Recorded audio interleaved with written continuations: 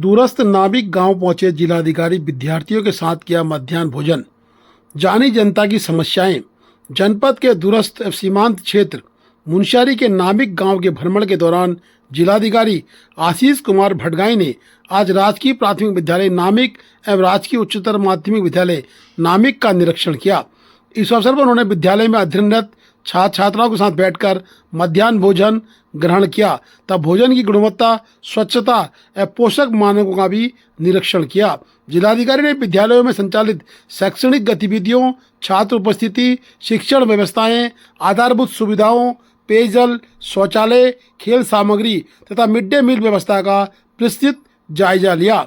उन्होंने विद्यार्थियों से संवाद कर उनकी पढ़ाई, विद्यालय में उपलब्ध सुविधाओं तथा भविष्य का लक्ष्य निर्धारित कर आगे बढ़ाने के लिए प्रेरित करते हुए उन्होंने कहा कि शिक्षा ही विकास और सफलता का सबसे सशक्त माध्यम है। सही डायरेक्शन में मेहनत करना पड़ेगा और पिछले साल के पेपर को पहले से सॉल्व करके देखना किस तरीके से होता है, तब जाके फिर आप उस तरह से कर पाओ।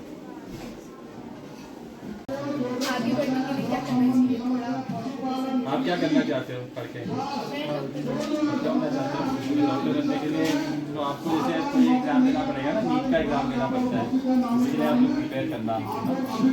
जैसे 10th कर लोगे फिर 12th करोगे, 10th के बाद ही आपको उस तरीके से मेहनत करनी पड़ेगी और जो पिछले साल के पेपर जितने हैं वो देखना। अच्छा सोच रहे हो तो उसी टाइप से मेहनत तो आपको करना ही पड़ेगा। सही डायरेक्शन में मेहनत करना पड़ेगा और पिछले साल के पेपर को पहले से सॉल्व करके देखना किस तरीके से होता है, तब जाके फिर आप उस तरह से कर पाओ। जिलाधिकारी ने ग्रामीणों से सरकार द्वारा संचालित विभिन्न विकास एवं कल्याणकारी योजनाओं की जानकारी भी प्राप्त की। अधिकारियों को निर्देश दिए कि पात्र लाभार्थियों को योजनाओं का 100% लाभ सुनिश्चित किया जाए।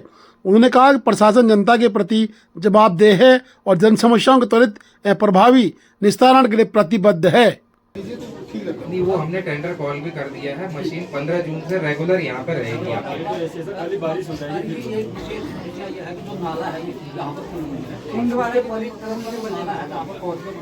वो बहुत भयंकर नाला है, ये बड़ा अच्छा हो सकता है, उसमें इसका या कुछ इस तरह का होना। एक बार उसका आप श्री जोशी जी, मंच पर उपस्थित पूर्व प्रमुख श्री धन सिंह धामी जी, यहाँ पर उपस्थित जिला पंचायत सदस्य श्री चुफाल जी, मंच पर उपस्थित पूर्व ब्लॉक प्रमुख श्री भगत वाजपेयी जी, यहाँ पर उपस्थित सभी सम्मानित जनप्रतिनिधिगण, प्रधान जी, यहाँ पर मंच का संचालन कर रहे संचालक, स्कूल के प्रिंसिपल और पूरी उनकी टीम और दूर दूर से आए हुए सम्मानित जनसमूह, तो काफ़ी बड़ी संख्या में आप लोग यहाँ पर आए, समस्त अधिकारीगण।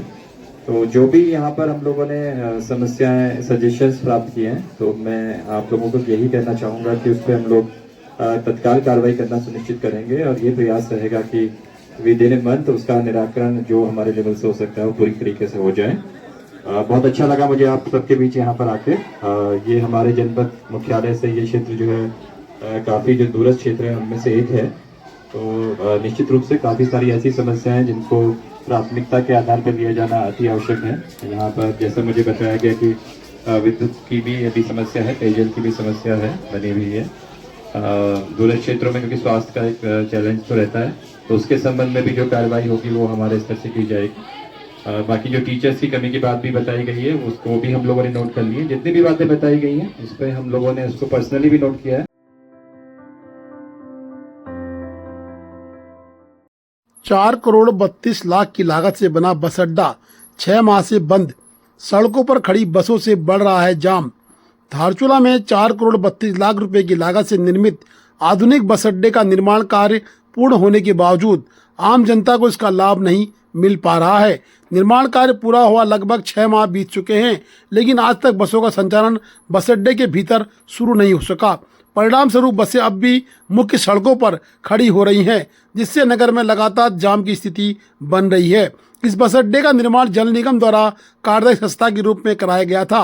पूर्व में जल निगम सचिव अरविंद ह्याकी के कार्यकाल में इस महत्वाकांक्षी परियोजना की शुरुआत हुई थी। आधुनिक सुविधाओं और आकर्षक 3D डिजाइन के आधार पर तैयार किया गया बस अड्डा आज पूरी तरह बनकर तैयार खड़ा है, लेकिन संचालन शुरू न होने से करोड़ों रुपए की ये परियोजना 100 पीस बनकर रह गई है। सूत्रों के अनुसार जल निगम द्वारा निर्माण कार्य करने वाले ठेकेदार का पूर्ण भुगतान अभी तक नहीं किया गया। बताया जा रहा है कि भुगतान लंबित होने के कारण ठेकेदार ने बस अड्डे के मुख्य गेट पर ताला लगा रखा है।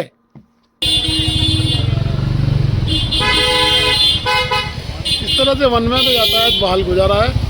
जिस यातायात वन में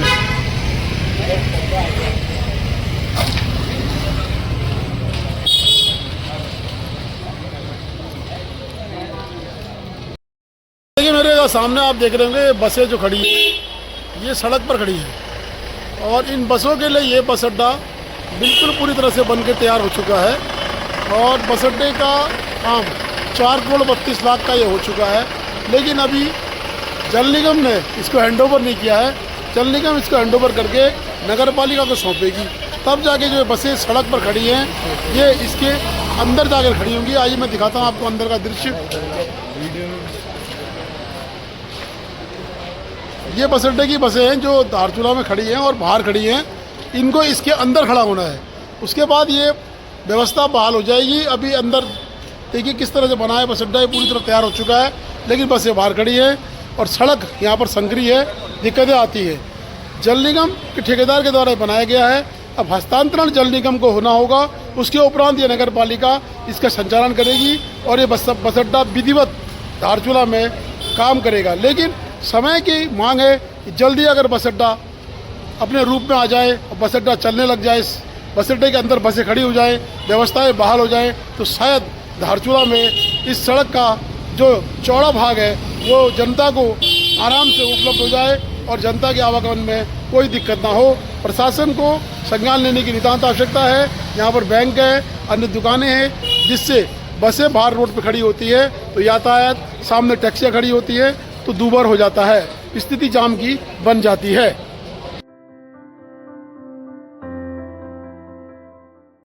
धारचूला से टनकपुर जा रही रोडवेज बस के ब्रेक फेल, 34 यात्रियों की जान बचाकर खुद चालक बस के नीचे आ गया।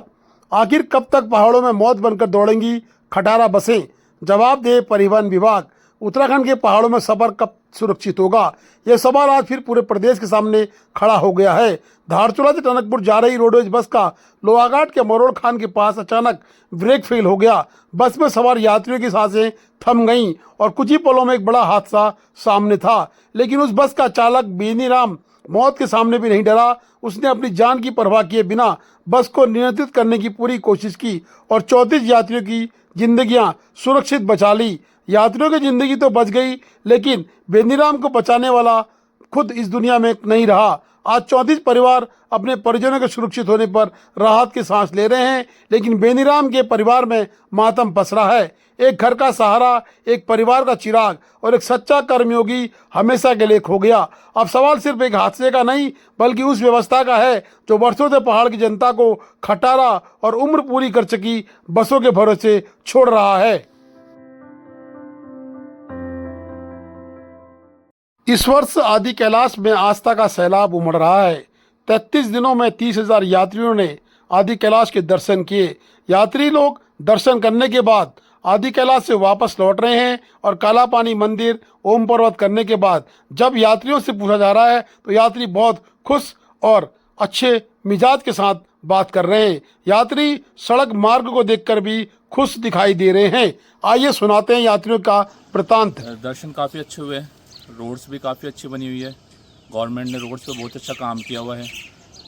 ऐसे एरिया जहाँ पे पहले लोग आसानी से नहीं पहुँच पाते थे, वहाँ बहुत आसानी से जा सकते हैं। कुछ एक एरिया को छोड़ के बाकी सभी जगह रोड्स अच्छी थी, तो वो हमने देखा कि धीरे धीरे इम्प्रूवमेंट हो रहा है और नियर बाई हो ही जाएगा इम्प्रूवमेंट। बाकी होम स्टे, फूड्स और बाकी जो भी गवर्नमेंट की तरफ से गाइड्स जो वहाँ दिए हुए हैं, जो चीज़ें, जो साइन बोर्ड्स वगैरह हैं, वो बहुत ही अच्छे हैं और नो डाउट फ्यूचर में ये और ज़्यादा इम्प्रूव होंगे। तो मैं गवर्नमेंट को इसके लिए कहता हूँ, एक बहुत बहुत थैंक यू कहता हूँ कि आपने इतना अच्छा काम कर रहे हैं, ताकि हम जैसे लोग जो बहुत दूर से राजस्थान से चल के आए वो भी यहाँ तक पहुँच पा रहे हैं। रोड की कंडीशन बहुत अच्छी थी और डीएम ऑफिस से हमें बहुत सपोर्ट मिला, क्योंकि हम पहली बार इधर आ रहे थे, चीज़ें कुछ भी पता नहीं थी, तो हमें लगातार कंटिन्यूस टच में थे। हमने बल्कि ज़्यादा फ़ोन किए उनको, तो हमें हर फ़ोन का आंसर भी मिला और हमें सजेशंस भी दिए गए ये चीज़ें करोगे तो बेहतर रहेगा और स्टे वगैरह सब अच्छा था। जी हम उत्तराखंड गवर्नमेंट का बहुत बहुत धन्यवाद करते हैं जो इन्होंने इंफ्रास्ट्रक्चर डेवलप किया है उसके लिए।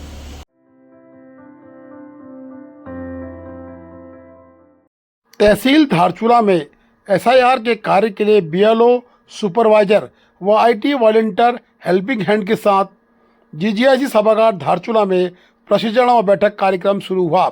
उपजिलाधिकारी धारचूला की अध्यक्षता में उक्त कार्यक्रम शुरू हुआ, जिसमें तहसीलदार दमन शेखर राणा व नगरपालिका के अधिशासी अधिकारी सौरभ त्रिपाठी के साथ साथ समस्त अध्यापक अध्यापिकाएं जिनकी बीएलओ में ड्यूटी लगी है वो कर्मचारी मौजूद थे। उपजिलाधिकारी धारचूला ने सभी को दिशा निर्देश दिए हैं कि अपने कार्य के प्रति समर्पित भाव से कार्य करें। अब आप ये ध्यान दीजिए, पिछली बार वाले में यहाँ पे अपने आप लिखा आ गया था कि this elector has been mapped in last SIR. यहाँ पे क्या है कि ये यहाँ पे पूछेगा कि क्या ये जो मतदाता है क्या ये प्रोजेनी से 2003 से आपने मैप कर रखा है, तो क्योंकि आपके पास उसकी सूची। Please do like, share and subscribe DCL News.